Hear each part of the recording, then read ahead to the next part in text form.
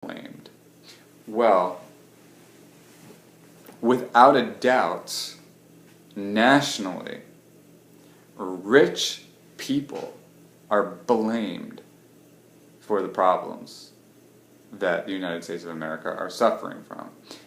And it's interesting if you note the rhetoric, because President Barack Obama uses the expression, and many Democrats, and the entire nation, in fact, in the dialogue regarding the question of classism, has used this specific particular phrase, and that is the wealthiest 1%. I want to point out to you an extremely important fact. An extremely important fact, and this is why I press this issue with so much intensity. Adolf Hitler wrote in Mein Kampf that the Jews were the wealthiest 1% of Germany, and that they were to blame for all of Germany's problems. Now, even though it was racism, more so than anything else, that propelled Hitler's psychotic political views and his psychotic visions, there was a hatred for wealth, clearly, and that was in connection with his racism. For he had said, this is the wealthiest 1%, and that wealthiest 1% is the problem. Their religion was just an added issue. So when you've got a society that is saying it's the rich people who are causing our problems, what are we doing? We're blaming, we're ostracizing, and we are then in a process of mistreating a particular group. And while it seems on the surface like no big deal, after all, we're not pointing people out because of the race, we're not pointing people out because of their gender or their sexual orientation or their religion, we're saying they're just rich, so they've got to pay more. Because it's the fact that they're not paying more that we're all suffering. That sounds nice at first. But let me ask you something. Why should a rich person be resented and attacked and treated differently just because that person, treated different legally or politically, just because that person is rich? And I spoke about this in my last video when I told you, as a poor person looking at rich people, that I feel no resentment. But let me hone in on this. What gain do we receive by, for example, increasing taxes on rich people out of resentment for what we don't have, but that they have? And this is a policy that the Democrats staunchly advocate. And by Democrats, I'm talking about the Democratic candidates that Don DeZarn and I are running against. Wayne DeAngelo, Dan Benson, and Linda Greenstein. There's nothing to gain. There's only a sense of division, a sense of resentment and envy.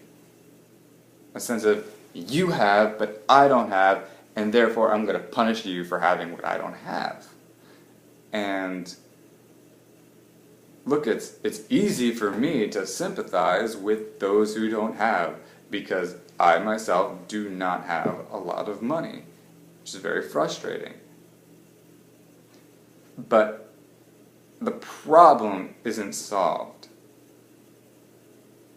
by taking more from people who have managed to obtain more. The problem isn't solved. It's a quick fix, sure. I could easily steal from somebody and then have what I've stolen, but I haven't made myself wealthier in the true sense of the term, where I haven't made myself able to produce things of more value. I haven't made myself better at providing service. I haven't solved the fundamental problem. And that's the key point. And the other key point is that what is proliferated, what is promulgated, what is promoted is resentment and blame, as opposed to a solution, a righteous, pure solution.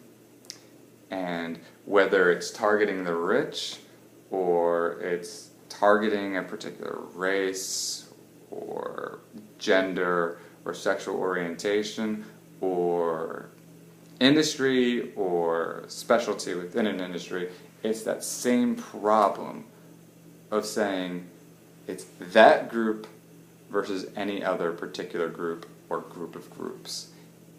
And what you have is social and political conflict that is unnecessary and wasteful. And that is severely detrimental to our safety, and that's something that neither the Republicans nor the Democrats are comfortable talking about, because it's what keeps them in power, because they cater to groups who want to be more powerful than other groups. The Democrats, who do they cater to? They cater to teachers' unions and the administrative unions within public education. They cater to minorities. And who do the Republicans cater to? The Republicans cater to angry rich people who want special favors because they're rich, which also isn't fair and is an issue that often doesn't get properly discussed. Because, as you've seen, I stood up for rich people, saying you shouldn't resent rich people. And you shouldn't, as a poor person or a middle-class person, you shouldn't, as a person who doesn't have what somebody who has more than you, go out and say, well, I want some of what you have, and I'm going to use the government as an agent that forces you to give some of that to me. I've told you that I think that's wrong. But at the same time, rich people are being subsidized unfairly by the poor and the middle class. And that's a problem. And how are they subsidized? Well, they're subsidized when we talk about tax breaks and they say, well, we want corporate tax cuts, but not tax cuts for everybody. We just want a corporate tax cut. Or we want what they call a corporate tax credit, or just a tax credit or a tax break, in which a particular group has to pay less taxes than everybody else because of what group they belong to, as opposed to this idea that we should all just pay less taxes and we should all just have more money. No, this particular group should have more money. And again, with the Republicans, it is very often an extremely wealthy group that benefits. And they benefit not because they were innovative geniuses who produced something that was great for all of us, that we all wanted to throw our dollars to, but because they got unfair special treatment. So you've got this problem with the Republicans, and you've got this problem with the Democrats. But you certainly won't have this problem with me or Don DeZarn, because we think it's wrong. We believe in a flat tax. We believe everybody should pay the same percentage of what they make and what they own. And I told you that this was a safety issue because it comes back to the issue of fairness and what happens when the law is unfair and people start to become resentful of each other because one group is treated better than another group. That resentment at its early stage might just be resentment, but then it grows into insults. It can then grow into riots or assaults or theft or murder. And boy, do we see a lot of murder in the capital of New Jersey, we see record-breaking murder. And it's not this arbitrary occurrence.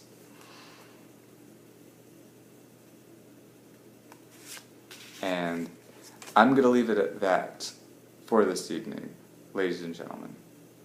And I just want to remind you that Don DeZarn and I, we believe in equality under the law so that we can promote harmony between a diverse society, within a diverse society. And we believe that education should be good, and not only should it be good education, but it should be education where money isn't being wasted. And neither the Democrats or the Republicans seem to care much about our education, because they don't talk about what our educational standards are. The standards are called the Common Core State Standards, which is based on standards created by an organization called Common Core, Inc.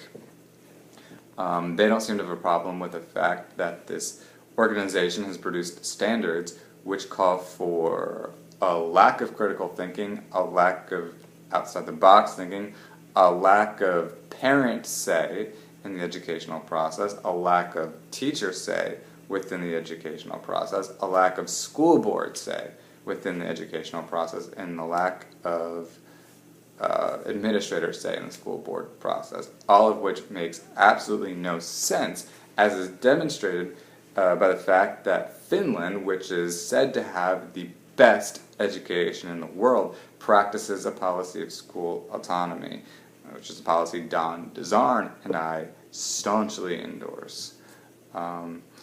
As we also endorse your property rights, as we believe your taxes should be low. We believe you should be able to keep most of what you earn. And we believe you should be allowed to be free in the most general sense. And we believe that you should be protected, the best that you can be protected, at as low a cost as possible.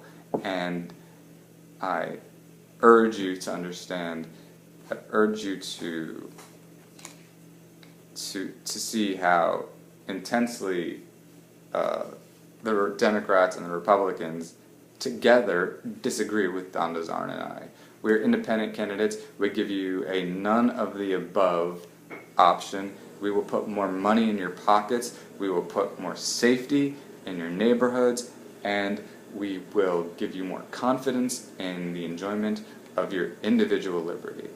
I just want to briefly remind you that we have a rally, a very important and historical rally coming up this Sunday. It is a rally calling for the reform of the state's unfair marijuana laws. And why are the marijuana laws unfair in a nutshell? Because science says that marijuana is actually healthy if taken and used responsibly, whereas alcohol, similarly, if used responsibly, can be healthy for you, but is something that is easier to abuse and something that can kill you faster, but that's legal. So it's unfair that I can have a drink, but my friends can't smoke pot, or eat pot, or sell pot, or grow pot. And that's why it's important to go to this rally and call for equality under the law and the protection of individual liberty. There's more going on than just that. You've also got to make sure that you have our bumper sticker. This is a DeZarn O'Connor bumper sticker. You don't just have to put it on your car. You can stick it wherever you feel like. Then you've also got to have this. This is our palm card. This explains everything that we want to do. It outlines our entire platform in a nutshell for everybody who's interested. Everybody should have this. And it would remind you that this is much more specific, detailed, and rational than this from the Republicans or this from the Democrats. And I also urge you to register if you're not already registered to vote. Please If you need any of this, let me know. And last, 2 other important dates. September 14th, that's the fundraiser we're having, an ice cream fundraiser at Scoopers. It's one of the best. They serve the best vanilla ice cream I've ever had, soft or hard. Come show your support there. And then, a month from then, we're going to have a rally calling for education reform, and specifically the abolition of the Common Core state standards that all educators here in the state of New Jersey are presently subjected to. And so that's it in a nutshell. That's it altogether from me tonight. Ladies and gentlemen, thank you so much for your time. May God bless the state of New Jersey, and may God bless America.